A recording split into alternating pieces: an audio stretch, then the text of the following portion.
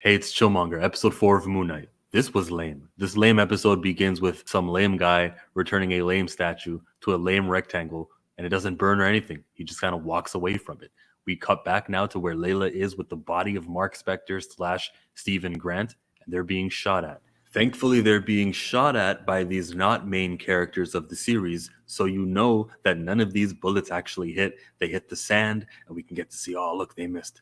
If they were lead characters, like we'll see later in the episode, those shots will hit.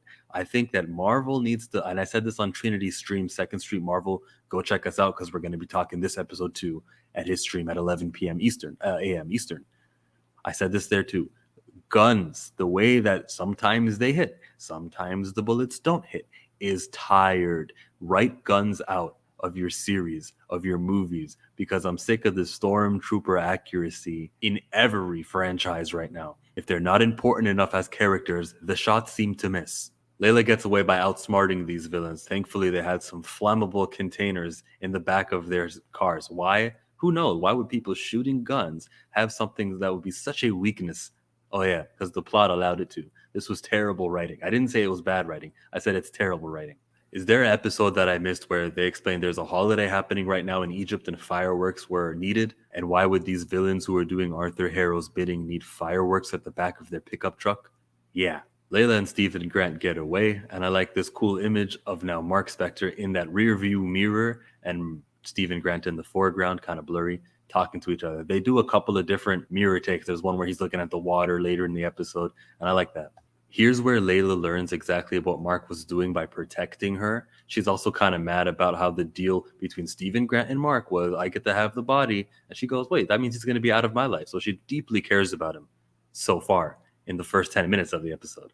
Mark and Layla arrive at the destination. Thankfully, they do it by foot, where this shot, this cool shot, could be made. Because if they were driving, it wouldn't have been possible. So they get to where they need to get underground. There's a couple of conversations between Mark and Layla. There's a kiss also, even though Steven told you, don't do it. Don't get feelings for me. But it's weird. Is it cheating? That's a question right there. Is this considered cheating? Because all Layla does is she smells the man she fell in love with. I'm not mad at Layla. It's really Mark who should have been withholding, which you did one time. You know what? It's muscle memory.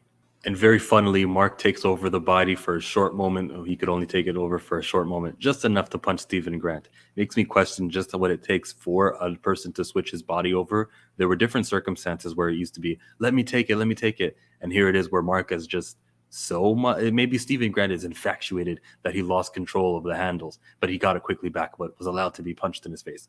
Later on, they're going to swap also. During a tense moment where Layla wanted to know whether or not Mark killed her dad, and Mark Spector just pops up in the body. Did Steven give it up? What did Mark just want it badly enough? It's really unexplained. In the Amazing Maze, this is where Stephen Grant flexes his knowledge on Egyptian history. To me, it was mumbo jumbo. It took too long, but it still wasn't filler. It did progress things. It's just a story I wasn't really interested in. They could actually explain away anything, and they didn't need to have a real connection to an ancient historic thing. But that's what they wanted to do with this episode, and that's kind of why I disliked it. Look, that's the thing. It has the senses, the eyes, the ears. It can hear and it can taste, and that's the tongue. Cool. Judging by their masks, they were entombed in here to protect the pharaoh. How much of that mattered at the end of this episode? Not at all. This is a little history lesson. I like this camera angle where the monster was doing what it was doing to that man after he killed him. The man also appeared at the end of the episode from my memory. This angle here is kind of cool. Layla kind of sneaking away, shuffling off, and now Steven wants to protect her. Layla's trying to sneak off, and they're each trying to protect each other by making noises and distractions for each other. Enough where the monster kind of is like, I choose him, I choose her. Layla's gonna get away. The suspense of Layla's getaway, I guess, wasn't interesting enough for me. I thought I cared enough about her after that last episode, but not enough to maybe follow her alone for like 3 minutes of her. Oh, she's climbing those rocks. I hope her hand doesn't get grabbed. It wasn't there for me. Arthur Harrow comes in here to spice things up. You know about your dad? Yeah, Mark was on that mission. Mark killed your dad. The next time we see Layla, she's not convinced, but she needed answers, and she needed to talk to Mark Spector. Here is Stephen Grant for the last time in the episode, and look at all of these relics. He's so wowed and fascinated, and the show really wanted me to care that this was Alexander the Great's tomb. Don't know much about the man, but I didn't care. Even when the music kind of like picked up after he said Alexander the Great, they zoomed in on that coffin. And I looked at the time like, surely they're not about to end this episode this way. No way. We had more episode, but it wouldn't go very much longer. The consequential parts of the episode, they do some spirit world metaphysical. It's not really happening. It's all in his head, where now Mark Spector and Stephen Grant can be at the same place at once, physically, but not really. That drawing Stephen Grant put into the sand actually plays into a part. Remember about the mouth, the tongue? Got to dig into this Alexander the Great and got to take out the little statue thingy. Layla catches up with him and she wants a Mark. This is where Mark takes over. This is where Mark has just enough energy to force his way through. How about all the other times in the series where that wasn't possible? I have to ask these questions. We have standards that you established, and then for some reason, there was just enough blank. Fill in the gap. I don't know what it is, but there was just enough for Mark Spector to come through here. I want to believe that Stephen Grant allowed for this to happen because he cared so much about Layla that he needed Layla to hear it from Mark himself. Can you imagine if there's a part where Stephen Grant just like changes his accent to sound like a Mark Spector? Have the Mark Spector accent just so he could do that? That would be cool too, but I don't think that's what happened. I think that really was Mark Spector. Mark's story was, I was there when your dad died. My partner got greedy and killed all of the men that were with us. They even shot me. And that was like the day I guess he died. I guess this is when he became the avatar for Khonshu. To keep him alive, he made that sacrifice because he was shot but needed more life. Put on that suit which heals, and voila. I'm filling in that gap, but I think it's safe to assume that much. This was the day he became the avatar. And in comes Arthur Harrow with just enough time for them to have their dialogue, but not enough time for us to get the complete story. And guess who's behind him? His men, and they have guns. They have these weapons where they can aim and shoot. And out of all of the men he has behind him, none of them successfully aim and hit the target. But when that main character gets that little pistol, the deed is completed, and he was shot. And there down goes Mark into the water. And that had no suspense because it's the main character. It's called Moon Knight. I'm wondering just how he's going to get back. Is the suit going to pop on that heals? So Mark Spector / Stephen Grant dips into this puddle of water and takes a lot of this runtime of the episode falling into it. And when he fades back into white, there's a TV series on. And as soon as I saw it, I go, okay, all right, yeah, he's dreaming. He's imagining it. It's all in his head.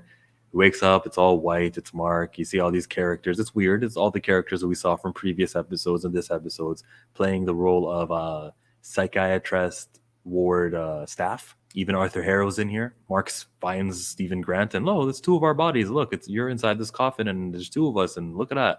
And then there's even a third coffin in there. And instead of answering that one, which was rattling, they didn't answer and get that guy out. That's the episode.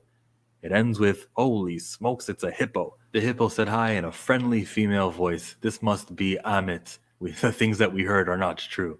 I bet this is Amit. It's got the scarab on it. It's probably just a happy-go-lucky, ancient. I was going to say God, but there's only one God. I refuse to use that word anymore here. All this deity nonsense, shit. I'm not recognizing a single one of these false religions. We're going to go ahead and call them ancient powerfuls. Same with Black Panther.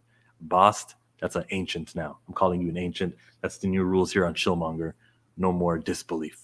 So that's the episode. Pretty lame. Took a long time to get here. It was actually 10 minutes in this all white sort of thing, just so we can get to Amit. How do you feel about this episode? Do you feel it was substantial, or do you feel like there was a whole lot of history and, fans of ancient Egypt might appreciate it more than I do, Alexander the Great and whatnot? No real Easter eggs here. No real connections to the larger universe, any of the other heroes or nothing. No consequences to the moon moving. No consequences to all of the stars moving in that episode prior. The stars moved. The Guardians exist. When Thor: Love and Thunder is happening and he's moving, shouldn't that be affected, right? No, I'm not. Am I imagining things? No, I'm not imagining things. Wasn't too good of an episode. Maybe a 5 out of 10 of an episode, because I still liked this shocker at the end, no matter how long it took to get here. Me and Trinity will be talking about it, so check our video out.